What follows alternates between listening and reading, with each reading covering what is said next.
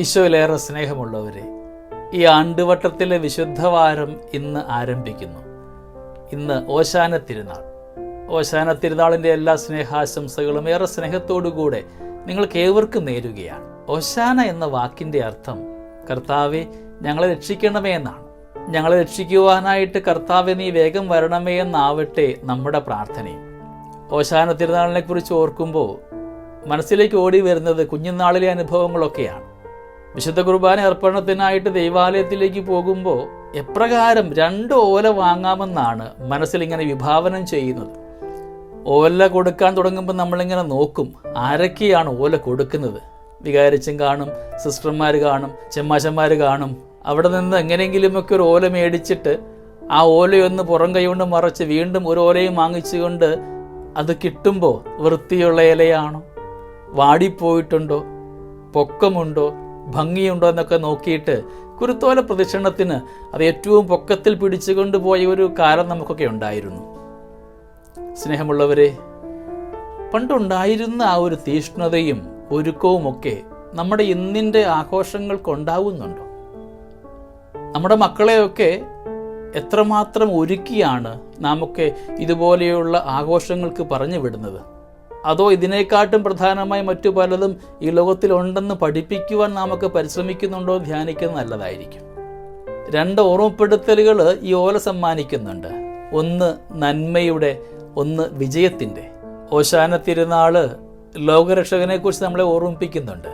ഈ ലോകത്തിനു വേണ്ടി രക്ഷയായിട്ട് ഭൂമിയിലേക്ക് അവതരിച്ചവൻ, നമുക്ക് വേണ്ടി കാൽവരിയുടെ വിരുമാറിൽ ബലിയാഗമായി മാറിയവൻ, നിരപരാധിയായിരുന്നിട്ടും തൻ്റെ ചോര അവരൻ്റെ നന്മയ്ക്കു വേണ്ടി ഇറ്റിറ്റു വീഴുവാൻ കാൽവരിയിൽ ജീവാർപ്പണം കൊടുത്തവൻ.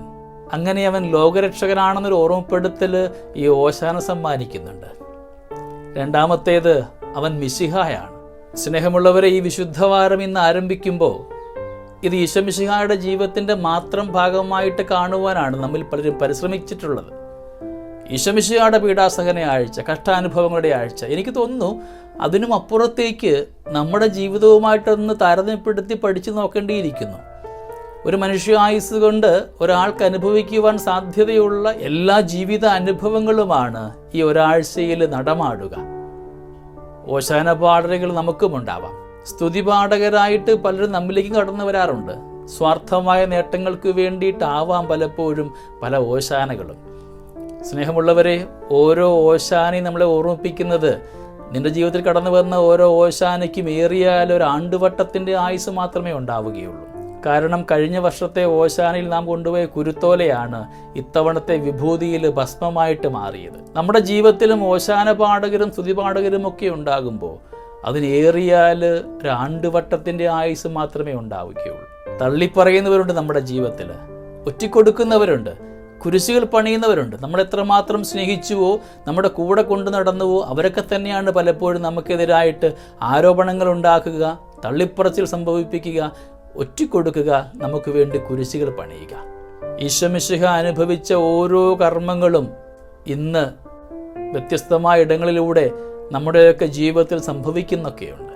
നമ്മുടെ ജീവിതത്തിലുമുണ്ട് ശിമിയോനെ പോലെ ഒരുപാട് പേര്. അപ്രതീക്ഷിതമായി കടന്നു വരുന്ന സൗഹൃദങ്ങൾ, നമ്മുടെ ആപത്തിൽ നമ്മളെ സഹായിക്കുവാനായിട്ട് കൈനീട്ടുന്നവർ, വെറോനിക്കയെ പോലെ നമ്മളെ സ്നേഹിക്കുവാൻ കടന്നു വരുന്നവർ, ഭക്തജനങ്ങൾ കരഞ്ഞതുപോലെ നമുക്ക് വേണ്ടി കരഞ്ഞ് പ്രാർത്ഥിക്കുന്നവർ, വിലാപ്പുറത്ത് കുത്തുന്നവരുമൊക്കെയുണ്ട്. നമ്മുടെ മരണശേഷം അവൻ നല്ല മനുഷ്യനായിരുന്നു പറയുന്ന ഒരുപാട് പേരുമൊക്കെയുണ്ട്. സ്നേഹമുള്ളവരെ, ചുരുക്കത്തിൽ വിശുദ്ധവാരം എന്നുള്ളത് ഈശോ മിശിഹായുടെ ജീവിതത്തിൻ്റെ മാത്രം ഭാഗമല്ല. നമ്മുടെയൊക്കെ മനുഷ്യായുസ്സിൽ നമുക്ക് സംഭവിക്കാവുന്ന സാധ്യതകളുടെ വേറൊരു പേരാണ് വിശുദ്ധവാരം. അത് നന്മയിൽ ആസ്വദിക്കുവാൻ ഈശോ മിശിഹ പഠിപ്പിച്ചതുപോലെ പരാതി പറയാതെ, പരിഭവം പറയാതെ, കുരിശുകൾ ഒഴിവാക്കാൻ വേണ്ടി പരിശ്രമിക്കാതെ ഓരോ കുരിശും എൻ്റെ ജീവിതത്തിൽ അനുഗ്രഹമായി മാറണമേ എന്ന പ്രാർത്ഥന നമുക്കുണ്ടാവട്ടെ. ജെറുസലേം ദേവാലയത്തിൽ അവന് വേണ്ടി ഓശാന പാടിയവർ തന്നെയാണ് അവനെ ക്രൂശിക്കുവാൻ വേണ്ടി ആക്രോശിച്ചവർ. സ്നേഹമുള്ളവരെ, നമ്മൾ ദേവാലയത്തിലേക്ക് ഇന്ന് ഓശാന തിരുനാൾ കടന്നു പോകുമ്പോൾ നമ്മുടെ ഭാഷ എപ്പോഴും നന്മയുടേത് മാത്രമാവട്ടെ. അവരെന്നെ ക്രൂശിക്കുവാനുള്ള ഒന്നും നമ്മുടെ നാവിൽ നിന്ന് പുറപ്പെടാതിരിക്കുവാൻ നമ്മളെ യോഗ്യരാക്കണമെന്ന് പ്രാർത്ഥിക്കാം. ഈ വിശുദ്ധവാരം ഏറ്റവും നന്മയുടെയും ഏറ്റവും സ്നേഹത്തിൻ്റെയും ദൈവാനുഭവത്തിൻ്റെയും ഒരു വാരമായി മാറട്ടെ. ഈശോ മിശിഹായുടെ പീഡാസഹന മരണ ഉത്ഥാന രഹസ്യങ്ങളൊക്കെ അനുസ്മരിക്കുമ്പോൾ നമ്മുടെ ജീവിതത്തിൽ ഒരുപാട് മാറ്റങ്ങൾ ഉണ്ടാകുവാൻ, ഈശ്വര സാന്നിധ്യം അനുഭവിക്കുവാൻ നമ്മളെ യോഗ്യരാക്കണമെന്ന് പ്രാർത്ഥിക്കാം. ഏവർക്കും ഓശാന തിരുനാളിൻ്റെ എല്ലാ സ്നേഹാശംസകളും സ്നേഹപൂർവ്വം നേരുന്നു.